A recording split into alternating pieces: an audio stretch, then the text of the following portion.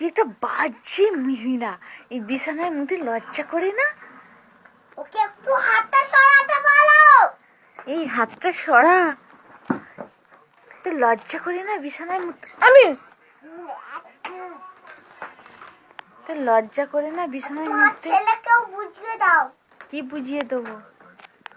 ওর দাদা আছে, ওর মা আছে, ওর দাদা আছে, ওর মা আছে, ওর বাবা আছে। তো তোমরা কেউ বুঝাতে পারো না ছেলেদেরকে? কি বোঝাবো? বুদ্ধি রাখবে মাথায়।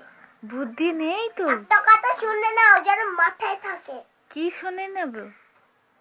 হ্যাঁ, তোমার ছেলেকে কথাগুলো একটু ভালো পড়াতে পড়তে বসবে। তুমি পড়তে বসতে পারো না? যখন তোমরা ছেলে না তখনই আমরা পড়তে বসতাম। বাজে মহিলা। দাদা বিছানা মুতে তোকে লজ্জা করে না বিছানা মুতে?